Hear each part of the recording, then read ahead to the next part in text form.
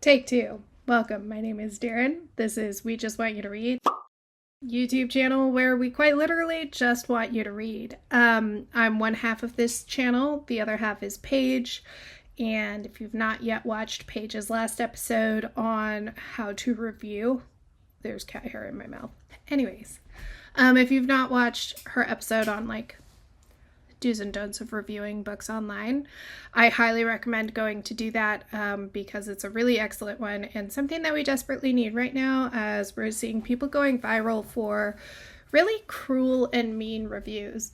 And it's just not fair to authors. We can't say that we want better books and we want more books and things like that and then tear authors down in that manner. It's cruel. Anyways, that's not what I'm talking about this week. This week I'm going back to my series, which is what I'm calling The Books That Built Me. I'm talking about all of the books that I read throughout my life that have become intrinsically part of who I am as a human being. And so far in this series, I have almost exclusively talked about Tamora Pierce. And so it'll surprise everybody to know that this week we're going to keep talking about Tamora Pierce. Here's the thing. Tamora Pierce's books have become so deeply ingrained in me that I can't talk about who I am as a person and a reader without talking about Tamora Pierce and her influence on me. So we're going to keep talking about her until I run out of books to talk about, and then we're going to keep talking about her until I run out of things to say about the books that I've already talked about. Which is going to be quite some time because I've been reading her books for 2 decades pretty regularly. So this time we're talking about the Protector of the Small series, which starts with First Test, and then we move on to the Page book, and then it becomes Squire. Look at these covers. They don't make covers this great anymore. And then finally it rounds out with Lady Night. Now this is all still in the Tortall series, which is what the first 2 books the first 2 series that I talked about from Tamora Pierce are also in that wider universe. The Tortall universe, so this is following a new heroine. Her name is Kelladry of Mindolin. Kel is a noble-born woman. She is the youngest daughter of an ambassador to a different land in this universe. And they have come home after a really successful treaty that her father negotiated. Her older sisters are married. Her older brothers were knights and fought in the immortal wars that we read about in the Wild Magic Quartet. And now it's her turn. She is 12 years old. It's her turn to figure out what she wants to do. She wants to become a knight. Lady Knight Alana has been the King's champion for quite some time now. That's a spoiler. I'm so sorry if you haven't read them and you didn't want spoilers, but not sorry enough to cut it out because quite honestly, these books are 30 years old. Almost 40, possibly 40. I think they're 40 years old. Anyways, so she wants to become a page, and First Test is about a probationary year. She is accepted into the page program, but she's put on probation. And immediately we start out, this whole premise of this storyline starts out with how unfair it is that she is put on probation when boys are not. Boys are just accepted to the page program. But the leader of the page training program that makes knights for the realms is a very conservative guy who does not believe that women should be fighting.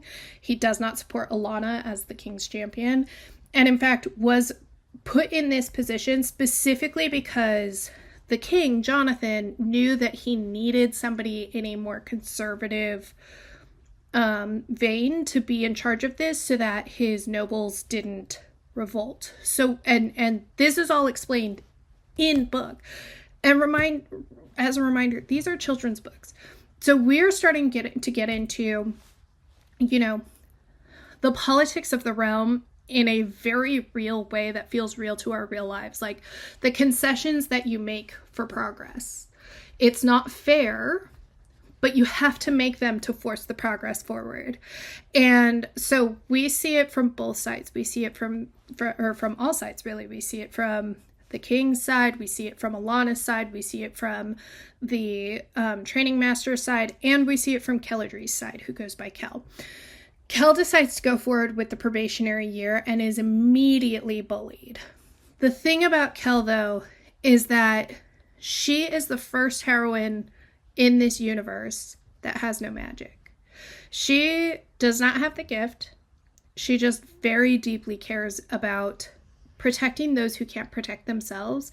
And the story really centers on this idea of when chivalry becomes toxic.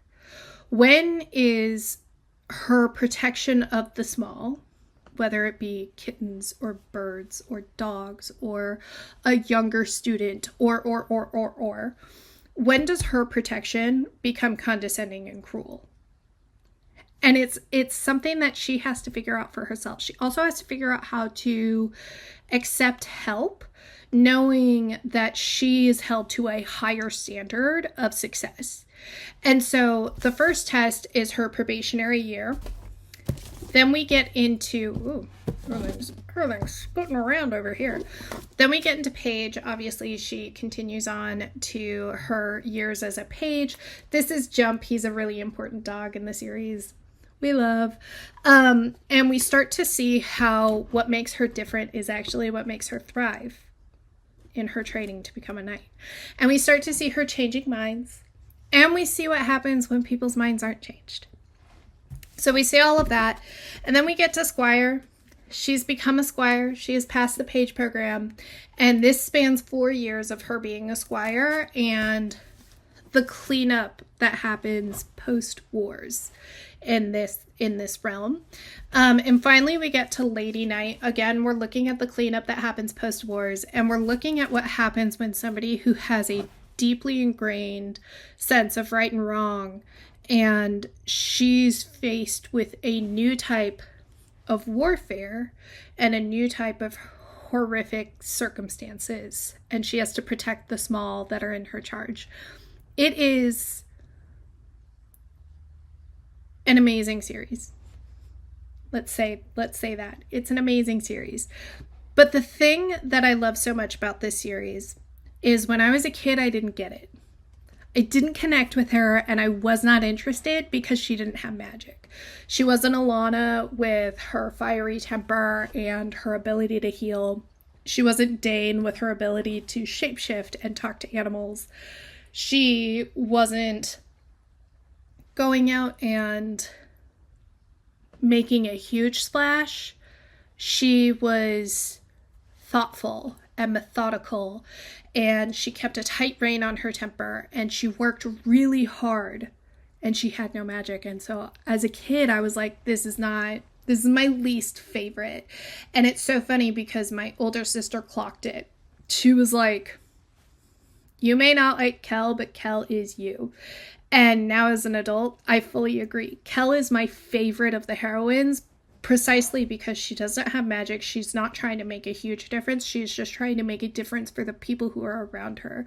She is grappling with questions of whether or not what she's doing is right, whether or not anything she can do is right, because she exists in a system that intentionally keeps people small. In a system of nobles and peasants, a system of chivalry, and when is chivalry correct and when is it not? And at what point do they need to overthrow the system? And what does overthrowing the system look like if they now have somebody in charge who is using the system to make people's lives better? It is, reading it as an adult, it's beautiful. And I highly recommend reading it. And I think everybody should. And that kind of brings me to a point that I wanted to address. As I've been talking about these books that built me up, I've been really thinking on book bans. And one of the reasons that people cite book bans, like the media fearmongers and says that we need to ban this book, is because it's indoctrinating our children.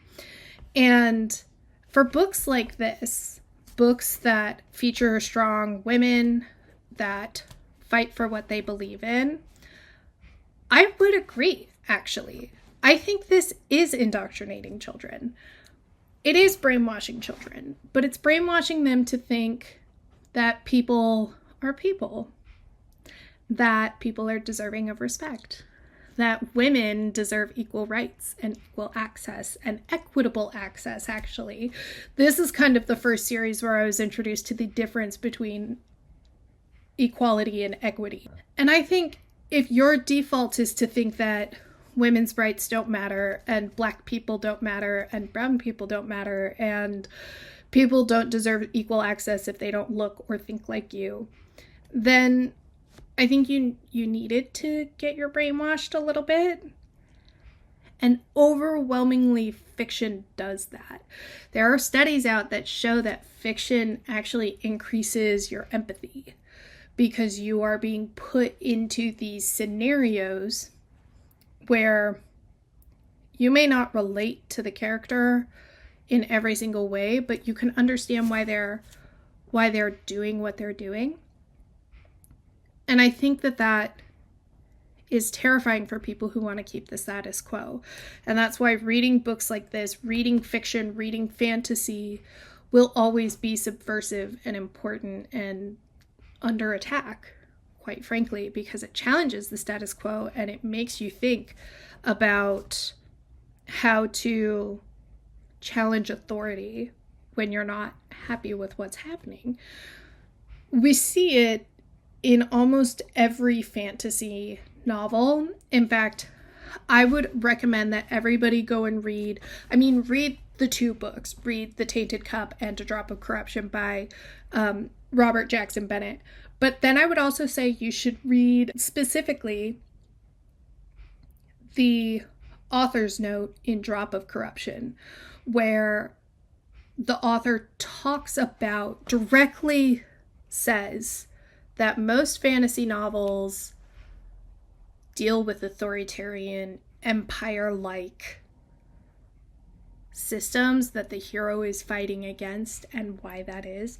I think it's an absolutely eloquent and beautiful author's note. I'll see if it's published anywhere and I will link it in the description. But anyways, the point is that if this is brainwashing, if my brain has been washed to believe that it is my responsibility and my duty in this world to defend people who need defense, then I don't think that that's a bad thing. It has a negative connotation, but it shouldn't in this specific sense. Now, I'm not saying that across the board for absolutely everything, but in this specific sense, like, the panic that it's indoctrinating your children is kind of true. Like, it is making us more empathetic. It's making us see people as people. It's making us be more understanding and accepting of people who don't look like us or think like us or have the same religious views as us. And I think that that's a good thing. And I understand why people who don't want us to think that want to demonize it. So this is also going to kind of loop back to Paige's previous video talking about bad reviews. I see a lot of bad reviews on Goodreads and Storygraph and Reddit and things like that, and Bookstagram and BookTube and BookTalk and all that kind of stuff, saying that, they and I'm going to generalize here because I most often see it from white reviewers saying that they could not relate to a main character, because the main character was a person of color. I see it a lot from young boys or men even who say that they couldn't relate to a character. They didn't like a book because the main character was a woman. And I think that that's a really unfair bad review, because as a woman, I have read so many books where the main character is a man, and it has always been taken for granted that that is a universal thing that people can relate to. I think that young boys should read about Kel. I think that they should read about how she goes about making friends.